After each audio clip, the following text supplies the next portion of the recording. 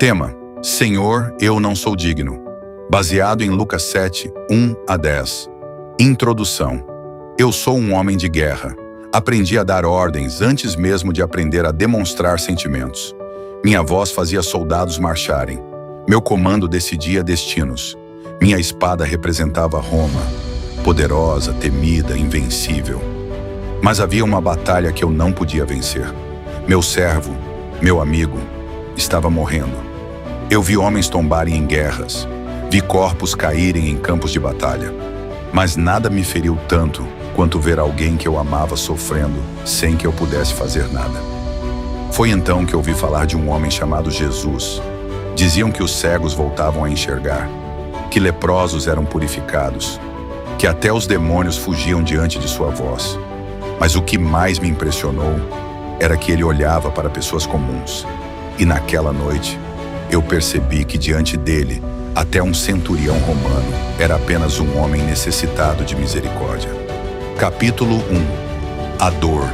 Que entrou na minha casa Roma me deu autoridade. Mas autoridade não cura lágrimas. Meu servo estava deitado, fraco, sem forças, respirando com dificuldade. Os médicos não tinham respostas. Os soldados não tinham solução. O ouro não comprava vida. E eu, que comandava 100 homens, não conseguia salvar um. Naquele quarto silencioso, entendi algo terrível. O poder humano tem limites. Há momentos em que a espada falha, a influência falha, o dinheiro falha, o orgulho falha. E foi justamente quando minhas forças acabaram que comecei a procurar por Deus. Talvez seja assim com muitos. Enquanto tudo está sob controle, achamos que não precisamos do céu. Mas a dor quebra nossa autossuficiência.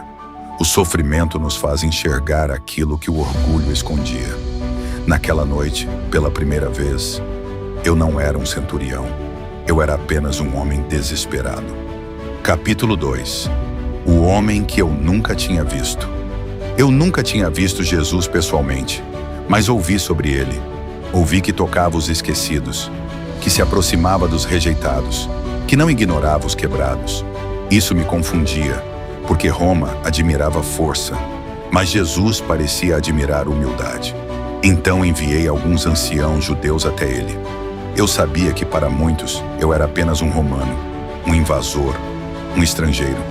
Mas aqueles homens disseram algo que me marcou profundamente. Ele ama a nossa nação. Sim, eu havia construído uma sinagoga para aquele povo. Aprendi a respeitar o Deus de Israel. Algo dentro de mim dizia que aquele Deus era diferente de todos os deuses romanos. Mas mesmo assim, eu sabia quem eu era. Um pecador. E quanto mais eu ouvia sobre Jesus, mais eu entendia que ele era santo. Foi então que uma batalha começou dentro de mim. Como alguém tão indigno poderia pedir algo ao Filho de Deus? Capítulo 3. Eu não sou digno. Quando soube que Jesus estava vindo à minha casa, meu coração tremeu. Não, ele não deveria entrar ali. Não porque minha casa fosse pobre, mas porque minha alma era.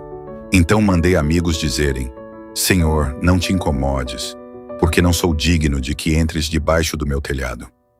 Essas palavras nasceram do lugar mais sincero dentro de mim. Eu era acostumado a homens se curvarem diante de mim, mas diante de Jesus, eu me sentia pequeno.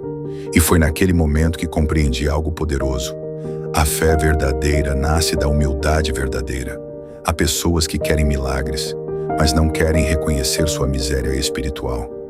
Querem o toque de Deus, sem quebrantamento. Mas eu sabia, eu não merecia nada. Ainda assim, eu cria em tudo. Capítulo 4. Basta uma palavra. Eu disse aos meus amigos: diga apenas uma palavra, e o meu servo será curado. Porque eu entendi a autoridade. Quando eu dava uma ordem, soldados obedeciam. E se eu, sendo apenas homem, tinha autoridade, quanto mais Jesus, a doença obedeceria, a morte obedeceria, o inferno obedeceria. Tudo estava debaixo da autoridade dele. Eu nem precisava vê-lo tocar meu servo. Uma palavra bastava. Ah, como o mundo precisa voltar a confiar na palavra de Cristo. Hoje muitos querem sinais, emoções, espetáculos, Mas existe poder suficiente em uma única palavra de Jesus para transformar uma vida inteira. Uma palavra pode restaurar um casamento. Uma palavra pode arrancar alguém da depressão. Uma palavra pode salvar uma alma perdida. Eu cria nisso, mesmo sem vê-lo. Capítulo 5. A fé que admirou Jesus. Então aconteceu algo inesperado. Os homens voltaram correndo. Meu servo estava curado, sem remédios, sem espada, sem explicação humana. Jesus apenas falou, e a doença foi embora. Mas o que mais me marcou foi ouvir o que Jesus disse. Nem mesmo em Israel encontrei tamanha fé. Jesus admirou minha fé.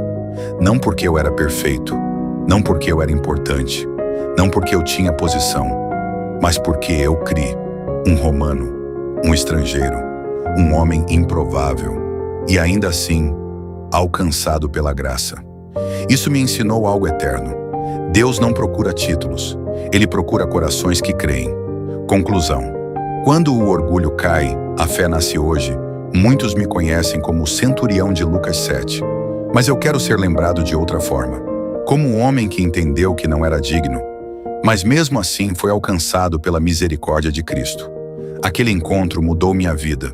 Aprendi que a humildade abre portas para o milagre. A fé enxerga antes dos olhos verem, e Jesus responde corações quebrantados. Talvez você também esteja enfrentando algo impossível. Talvez exista uma dor dentro da sua casa. Talvez suas forças acabaram. Talvez ninguém tenha respostas. Então escute o que aprendi naquele dia.